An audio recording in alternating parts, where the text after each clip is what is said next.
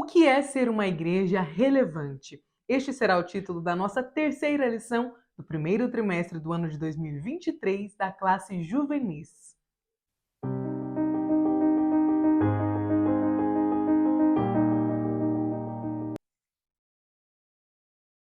A paz do Senhor, querido aluno e professor da Escola Bíblica Dominical. Eu sou a irmã Damaris, sou professora da IBD, na congregação em que sirvo ao Senhor aqui na Assembleia de Deus em Curitiba. E hoje eu estou aqui para que nós possamos meditar juntos a respeito desta temática, o que é ser uma igreja relevante. Bom, antes de nós começarmos a falar sobre esta terceira aula, eu gostaria de pedir que você que está aqui, por favor, deixasse o seu like, se você quiser e se assim se sentir bem, deixe também o seu comentário, a sua sugestão, se você tiver alguma dúvida ou apenas se você quiser me dizer de onde você está me assistindo, eu ficarei muito feliz em responder o seu comentário e também observe aí se você já é inscrito no canal. Caso você não seja, eu te convido a se inscrever e a fazer parte desta comunidade. Desta forma, dando o seu like, deixando o seu comentário e se inscrevendo no canal, você estará fazendo com que o YouTube consiga entregar estas aulas para outros alunos e outros professores da classe juvenis. E assim você estará me ajudando e também fazendo um serviço para a obra do Senhor, para que estas pré-aulas, das aulas da IBD, alcancem outras vidas e possa abençoá-las também. Então, desde já eu agradeço a ajuda de vocês. Bom, vamos lá para a nossa aula? Nós sabemos que o título desta nova revista, Sal e Luz no Mundo, uma igreja relevante, já diz muito a respeito desta terceira aula que nós iremos comentar hoje. Por quê? O que significa, afinal, ser uma igreja relevante? O que é ser relevante? Veja que a própria palavra relevante significa alguém que é visto, que é notado, que é essencial, que é primordial. Portanto, será que a igreja é essencial, é relevante para a sociedade em que nós vivemos, para os dias que nós estamos vivendo? É o que nós vamos descobrir ao longo desta aula. Então vamos lá. O nosso versículo-chave, a leitura base da nossa lição, está registrada lá em Mateus, no capítulo 16 e versículo 18, e nos diz assim: Pois também eu te digo que tu és Pedro, e sobre esta pedra edificarei a minha igreja, e as portas do inferno não prevalecerão contra ela. Temos aqui a leitura devocional, sempre importante que nós possamos lembrar os nossos adolescentes de fazerem a leitura devocional, porque assim eles conseguem ter mais profundidade bíblica a respeito do tema que nós estamos trabalhando.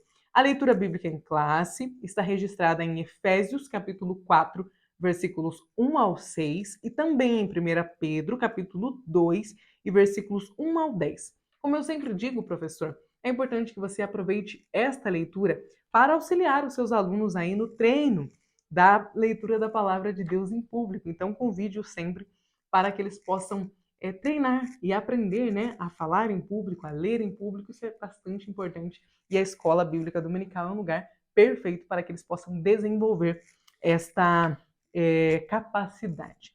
Como objetivo, nós temos 3. Então, primeiro, explicar o conceito bíblico de igreja. Segundo, apresentar as características da Igreja de Cristo. E terceiro, explicar a diferença entre ser igreja e frequentar o templo. Você já ouviu aquela máxima? Eu não vou à igreja porque eu sou igreja. A igreja sou eu, não preciso estar em um templo. Bom, hoje nós vamos descobrir, aqui com esta aula, se isso pode ser entendido como uma verdade. Então vamos lá. Aqui na introdução nos diz assim: em nosso país, o número de evangélicos cresceu vertiginosamente nas últimas décadas. Muitas igrejas e denominações têm surgido por conta deste enorme crescimento do número de evangélicos. Em paralelo, cresce também o número de pessoas que declaram a sua fé em Jesus, mas que não querem congregar em igreja alguma. Esse grupo se identifica como desigrejados. E após o momento de pandemia que nós estamos vivendo, na atualidade aqui no nosso país, este número aumentou exponencialmente, porque nunca foi tão grande o número de pessoas que se dizem desigrejados, não porque não creem em Deus, mas porque não acreditam que eles precisam estar em um templo para adorar ao Senhor, justamente porque eles entendem, por alguns versículos isolados, que a igreja é eles mesmos, porque se eles têm o Senhor dentro deles, então eles não precisam estar em um lugar para falar com o Senhor. Veja só, a esse cenário soma-se o crescimento da quantidade de pessoas que se declaram cristãs, mas que não seguem os princípios do Evangelho. Nesse contexto se torna urgente e necessária a reflexão. O que é a igreja? Qual a sua relevância para a sociedade? Muitos pesquisadores e profissionais de múltiplas áreas já tentaram responder a essa pergunta.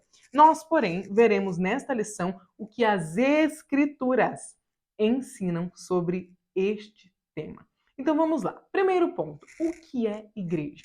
Veja só, o termo igreja, usado atualmente para se referir aos templos, onde os cristãos costumam se reunir para congregar, ele geralmente está associado a uma denominação, a uma liderança pastoral. Esse é um dos entendimentos possíveis, porque chamamos de igreja local, né, a instituição civil que está organizada, que tem registro civil, que tem regras, que é pessoa jurídica. Cada cristão deve congregar em uma igreja local, ou seja, em um templo, em uma denominação, ter uma igreja para chamar de sua. Cada igreja local tem uma história, tem uma data de fundação, tem um tipo de governo eclesiástico e pode ser congregacional, presbiteral ou episcopal. Entretanto, na Bíblia, nós vemos que a palavra igreja é uma tradução do termo grego eclésia ou eclesia, né? Depende aí de quem você vai ouvir traduzindo esta palavra do original. Esta palavra, eclésia, se refere à reunião de um povo por convocação. No contexto bíblico, ela aparece se referindo aos discípulos e seguidores de Jesus. Jesus é o alicerce da igreja, como nós podemos ver lá em 1 Coríntios capítulo 3 e versículo 11 e também em Mateus capítulo 16 e versículo 18. Ela, a igreja, estabelecida e selada pelo poder de Deus. Veja que Cristo, após completar a sua obra vicária na cruz e ressuscitar ao terceiro dia e antes de ascender aos céus, ordenou que os seus seguidores aguardassem o cumprimento da promessa do Pai, que vai se cumprir lá em Atos capítulo 1, versículos do 4 ao 8.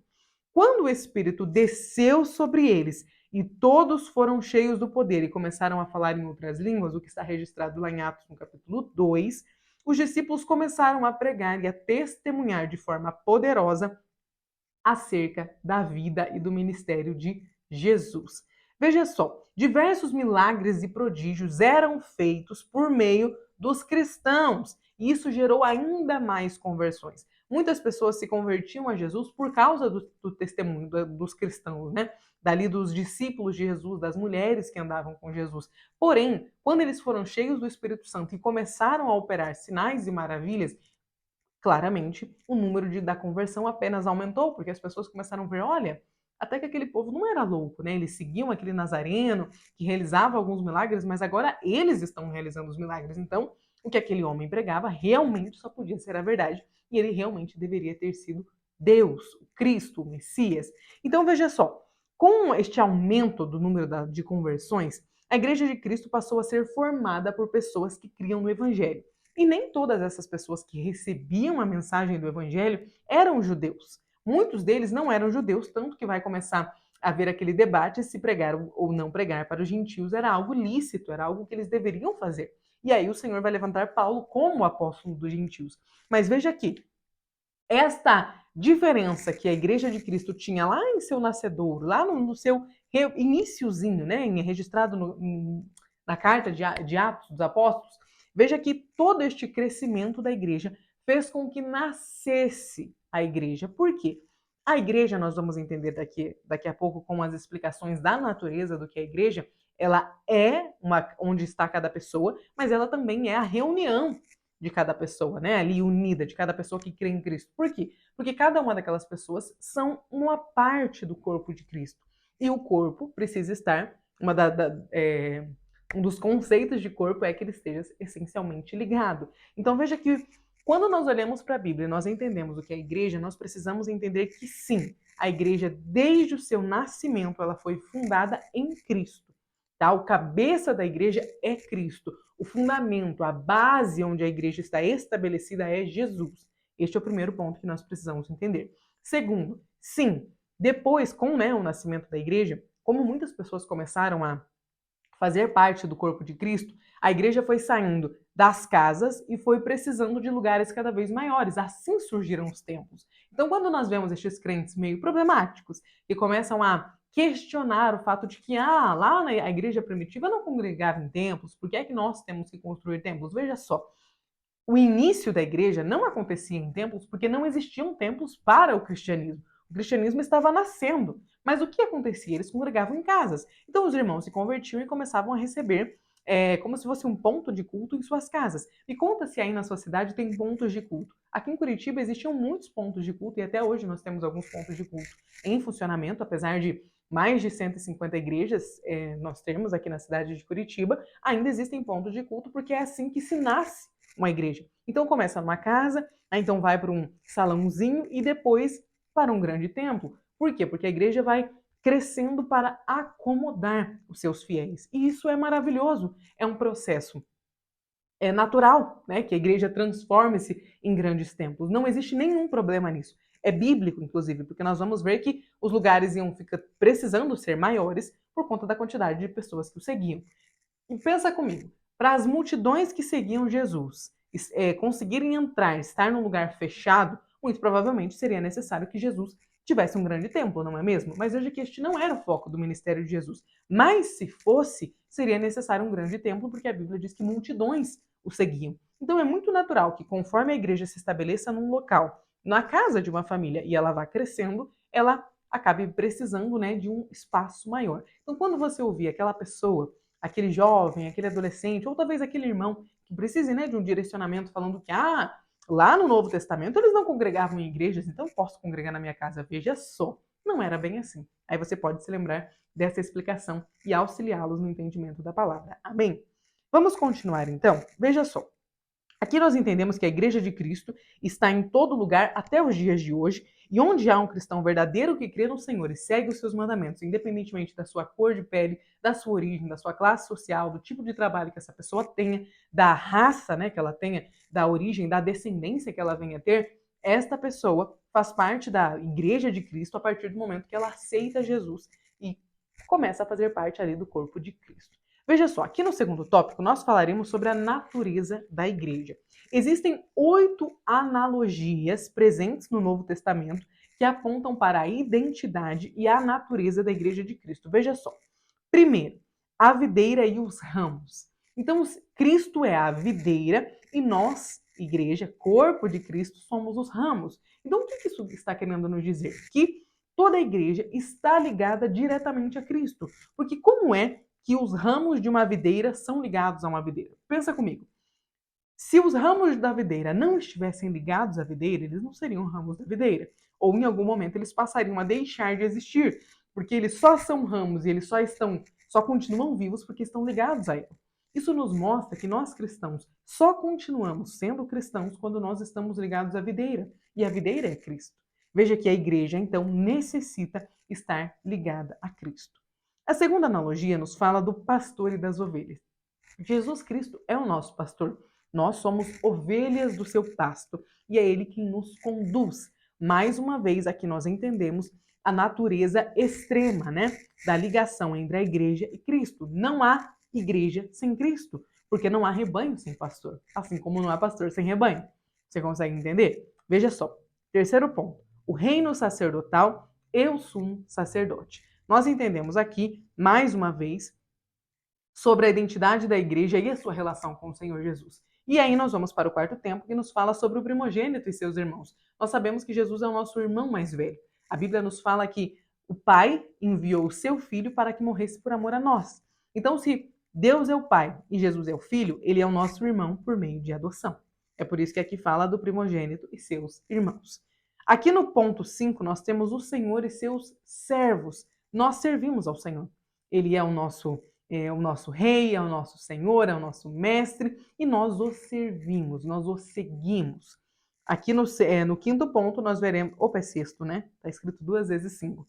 No sexto ponto, o noivo e a noiva. Nós sabemos que existem na Bíblia algumas analogias que se referem à igreja como a noiva de Cristo, né? Que o Senhor virá buscar a sua noiva, a sua igreja, portanto, seria a sua noiva. Então aqui, mais uma vez, nós entendemos a necessidade da existência de Cristo para que a igreja exista. Porque não há noivo se não houver noiva. Aqui está um noivo. Quem é a noiva? Não tem, então ele não é noivo. E aqui no 7º ponto nós vemos sobre o edifício e as pedras vivas. Então, sim, a igreja está ligada a um edifício e nós, os membros dessa igreja, somos as pedras vivas dela. Assim como foi nos explicado lá em Efésios, no capítulo 2, e versículo 20 ao 22. E a última analogia, a analogia 8ª, fala sobre a cabeça e o corpo. Veja só, Cristo é o cabeça e nós, igreja, somos o corpo. Então aqui nós temos 8 analogias, 8 textos bíblicos que explicitam a relação intrínseca de Jesus com a igreja. Aqui é muito importante que nós possamos mostrar aos nossos adolescentes que quando eles forem questionados ou quando eles não souberem mesmo de onde vem essa ligação com Jesus e a igreja, eles podem anotar essas passagens e aqui eles têm 8 referências bíblicas, mais do que isso, né? Porque cada passagem acaba tendo mais de uma referência bíblica, mas aqui tem no mínimo 8 referências bíblicas a respeito do fato da igreja estar diretamente ligada com Jesus. Aqui no segundo tópico, no segundo subtópico do ponto 1, do tópico 2, né, a natureza da igreja, nós veremos a igreja como edifício. Então aqui no 2.1, veja só. Essa comparação da igreja como edifício, ela aparece no texto áureo sobre o estabelecimento da igreja, e ela está intimamente ligada com o trecho da primeira carta do apóstolo Pedro, que vimos na leitura bíblica em classe. O apóstolo afirma que o fundamento, ou então a pedra principal da igreja é Jesus. É aquele texto que fala sobre a pedra angular. Tinha até um hino que nós cantávamos bastante, acredito que uma década atrás, que falava sobre Cristo ser a pedra angular. Significa exatamente isso, que Cristo é o cabeça. Ele foi a primeira pedra ali colocada. Ele é onde nós estamos estabelecidos. Então é como se nós pensássemos no fundamento de uma construção. Você já esteve diante de uma construção?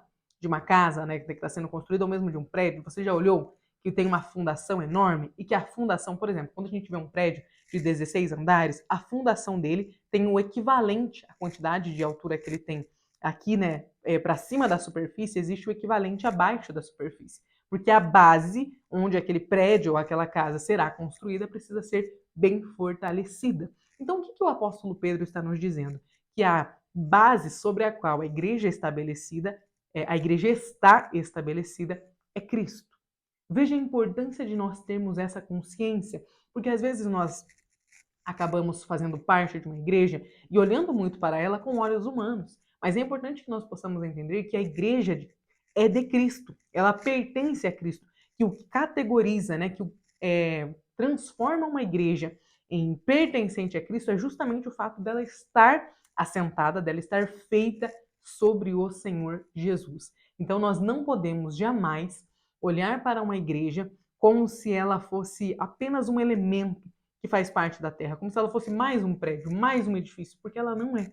Quando nós falamos mesmo de um edifício físico, terreno, nós estamos falando de um lugar que é sagrado, que foi tornado sagrado, porque ali as pessoas se reúnem para adorar o Senhor. Então, quando olhamos para uma igreja, nós não estamos falando apenas de um templo físico, de um espaço, né, de um ambiente. Nós estamos falando de um local onde a presença de Deus é invocada e onde ele se manifesta.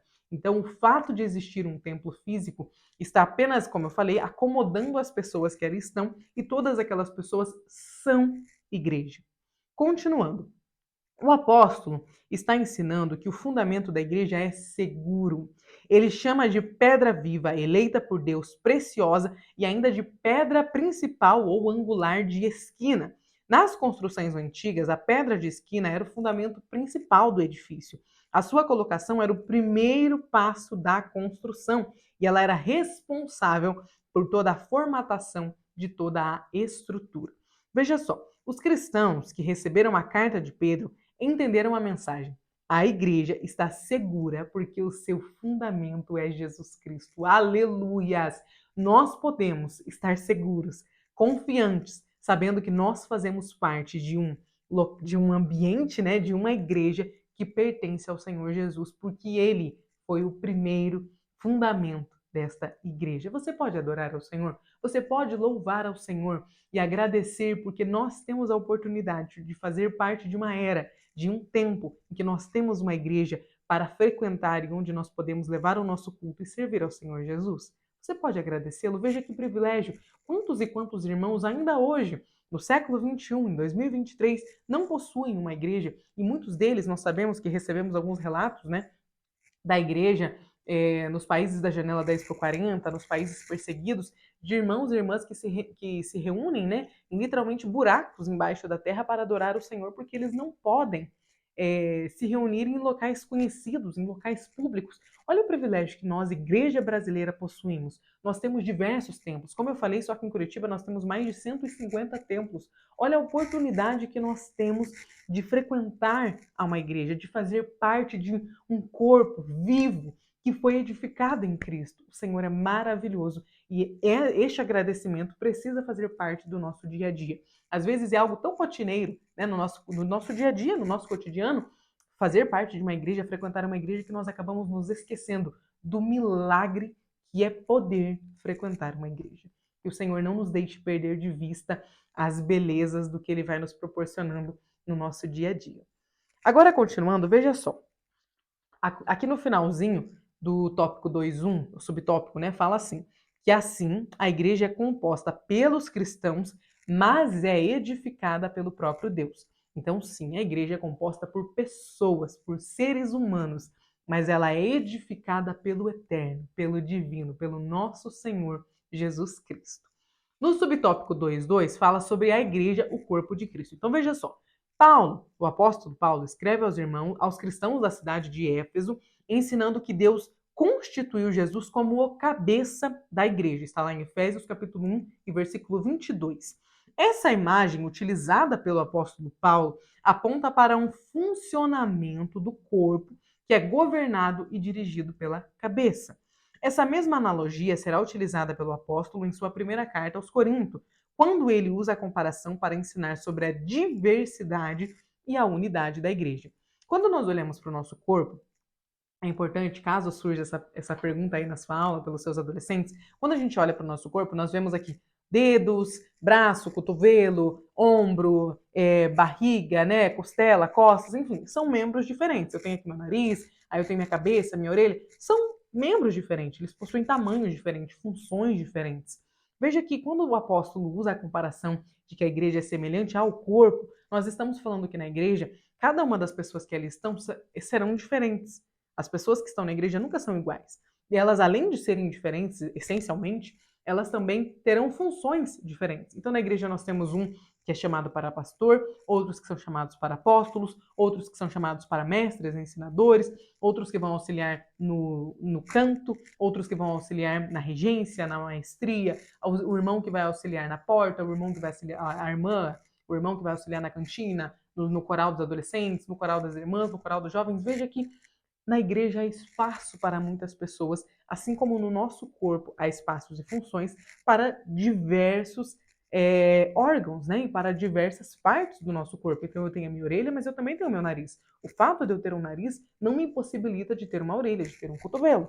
Da mesma forma, o fato de na igreja nós termos uma maestrina não nos impossibilita de termos um ensinador e também de termos um pastor, porque a igreja, como um corpo, ela possui uma diversidade de funções ali dentro dela.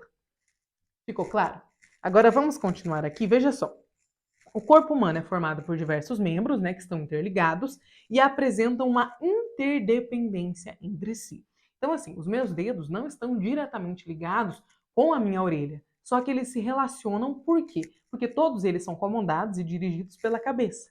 Assim é na Igreja de Cristo. Os dedos e a orelha não estão diretamente ligados, mas eles são ambos comandados pela cabeça, que é Cristo. Então, na igreja, todos nós nos submetemos a Cristo, que é o nosso cabeça. A comparação do apóstolo Paulo entre a igreja de Cristo e o corpo comunica-nos que faz parte da essência da igreja a diversidade. Então, na igreja, nós teremos pessoas de diversas formas, com diversos talentos, com diversas capacidades.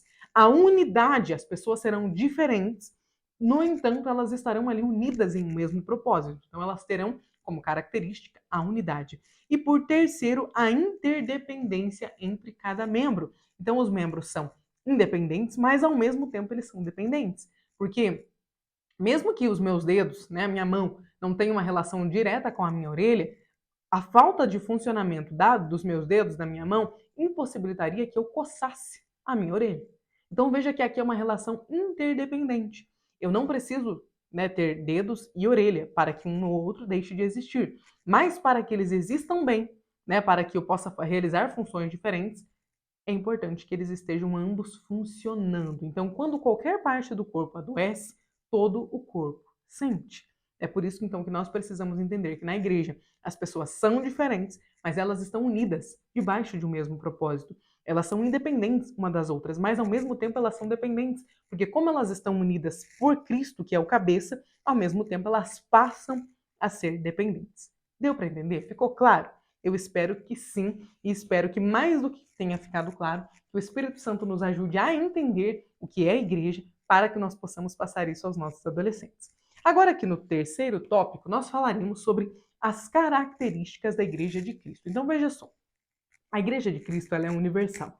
Graças a Deus, hoje nós temos cristãos aqui no Brasil, assim como temos cristãos em toda a América Latina, na América Central, na América do Norte, temos cristãos na Europa, na Ásia, na África, na Oceania. Olha que maravilha do nosso Senhor.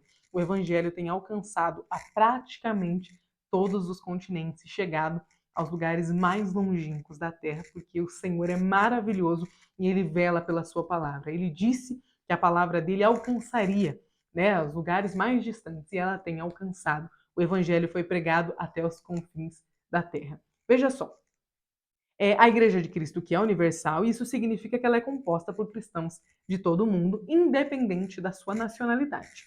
Na época em que Jesus anunciou o evangelho, algumas pessoas ainda acreditavam que o Messias iria salvar apenas os judeus. Entretanto, Jesus ensinou que a mensagem de salvação deveria ser anunciada a todas as nações da terra. Toda pessoa que crê em Jesus como Salvador, que se arrepende e confessa seus pecados, alcança a Cristo, alcança de Cristo, né, perdão e redenção e passa a compor a igreja, como nós vemos lá em João, no capítulo 3, no versículo 16 do textual da Bíblia. Veja que o Senhor estava nos dizendo que todo aquele que nele crê será salvo. Então o que nós precisamos é crer em Jesus, batizarmos, né, no nome dele, professarmos a nossa fé, confessarmos que cremos nele, e então nós passaremos a fazer parte da Igreja de Cristo. Continuando, veja só. Essa igreja, que é formada por cristãos do mundo inteiro, deve viver em legítima comunhão e unidade. Desde o início foi assim. Os irmãos se reuniam para orar, adorar, aprender sobre as escrituras, e a partilhar o pão e atender às necessidades, né, uns dos outros. Essa convivência comunitária é parte essencial da igreja. Como eu falei lá no início, após a pandemia, aumentou, né, o número de desigrejados, de pessoas que acreditam que não precisam conviver ali, estar na igreja, porque eles já possuem a Cristo, porque eles podem adorar ao Senhor em casa. Agora veja que, desde que a igreja nasceu, é essencial que os irmãos estejam em comunhão, que eles estejam unidos, que eles estejam juntos ali. Lembra que eu falei que a igreja é interdependente? Então, assim, nós temos uma semi-independência. Ao mesmo tempo que nós podemos viver sozinhos, nós também dependemos dos nossos irmãos. Nós podemos viver sozinhos, mas dificilmente nós alcançaremos o céu sozinhos, porque é muito importante que a igreja esteja unida no partir do pão, que nós possamos nos assentar junto com os nossos irmãos e ministrarmos uns aos outros sobre a casa de uns dos outros. Imagina o que seria da igreja se Pedro tivesse dito: eu vou ser cristão aqui, eu sozinho, ninguém mais precisa, eu vou ser cristão sozinho, Paulo vai ser cristão lá sozinho, André, Tiago, cada um seja cristão onde vocês quiserem. Veja que o evangelho não é sobre isso. O evangelho é sobre partilhar, é sobre congregar, é sobre divulgar, falar das boas novas. Como que eu posso ser cristão sozinho se eu não pregar o evangelho? Quando eu prego o evangelho e alguém se converte, essa pessoa precisa ser discipulada. Ou seja, juntamente comigo ela vai precisar aprender. Aí eu prego para 1, para 2, para 3, para 4, para 5, e ali existe uma igreja. Então, se para pregar é necessário que haja igreja, então como que eu posso ser um desigrejado e acreditar que estou fazendo um favor ao reino? Não estou. A palavra do Senhor nos diz: ide por todo mundo e pregai. O fato de você pregar alguém significa que essa pessoa virá a Cristo e começará a fazer parte de um corpo. Entendeu como não dá para ser desigrejado? Não dá para nós acreditarmos que ser igreja significa ser cristão sozinho. Não, não, não. Nós somos igreja quando estamos sozinhos? Somos. Mas nós precisamos, nós dependemos da união do corpo para que nós possamos chegar à terra prometida, que é o nosso céu, que é o lugar onde nós encontraremos o Senhor, e lá o Senhor nos coroará com galardão. Lá, né, a Bíblia nos fala que o Senhor enxugará dos nossos olhos as nossas lágrimas. Veja que para chegar ao céu é necessária a comunhão com os nossos irmãos. Além disso, se eu não tolero os meus irmãos aqui na terra, o que é que eu vou fazer no céu? Onde todos nós estaremos juntos com Cristo e onde Ele estiver, nós estaremos com Ele. Nós, a noiva toda, o corpo todo de Cristo. Não serei eu sozinho ao lado de Cristo, serei eu e todos aqueles que vencerem juntamente comigo. Então veja que esta ideia que tem crescido no meio dos cristãos, e principalmente no meio dos adolescentes, não se sustenta de forma bíblica. Quando nós olhamos para as Escrituras, nós aprendemos que a igreja, ela é um corpo unido, é um corpo diverso, mas unido, que é interdependente. Então eu posso sobreviver sozinho? Posso, mas não é o ideal, não é o essencial. O meu dedo pode sobreviver fora do meu corpo? Não por muito tempo, porque existe uma interdependência deste dedo com o restante de todo o meu corpo. Assim somos nós com o corpo de Cristo. Agora, continuando, veja só. A Igreja de Cristo se diferencia do mundo porque ela mantém a sua identidade bíblica. Mediante a constante busca pelo Espírito Santo, pela santificação, ela se mantém íntegra e fiel ao Senhor Jesus Cristo.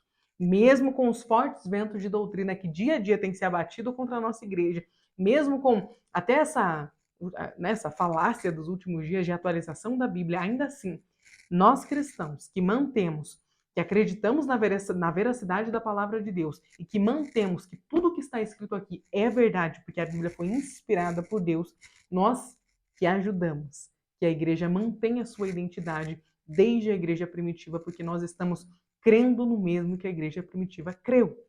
Então veja a importância de nós continuarmos mantendo o entendimento de que a Bíblia é a verdade, é a palavra de Deus. Nós não podemos nos deixar levar por estes ventos de doutrinas.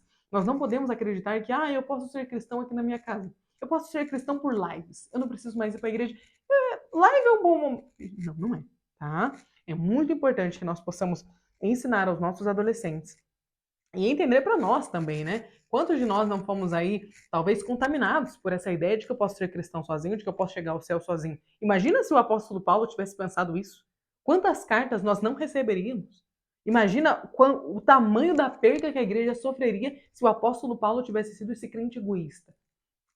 A igreja de Cristo, ela não é egoísta. Ela entende que ela é um corpo e, como um corpo, ela precisa dia após dia estar mantendo a sua unidade, ou seja, mantendo-se unida, debaixo todos da cabeça, do comando da cabeça, que é Cristo. Nós precisamos sim tolerar os nossos irmãos e viver em comunidade aqui, porque continuaremos vivendo em comunidade lá na glória. Amém? Professor, eu desejo que esta aula possa ser uma bênção na sua vida e na vida dos seus adolescentes. Eu desejo que o Espírito Santo traga luz a respeito do entendimento destes textos que aqui nós mencionamos, que foram falados, para que você possa ministrar da melhor forma possível e alcançar o coração dos seus adolescentes. Talvez o Senhor te use como uma voz poderosa para o coração de algum adolescente que está começando a acreditar que ser um desigrejado é possível, que chegar ao céu sozinho é possível. Eu tenho certeza que o Espírito Santo vai te usar para alcançar estes corações. Amém? Deus abençoe e até a próxima aula.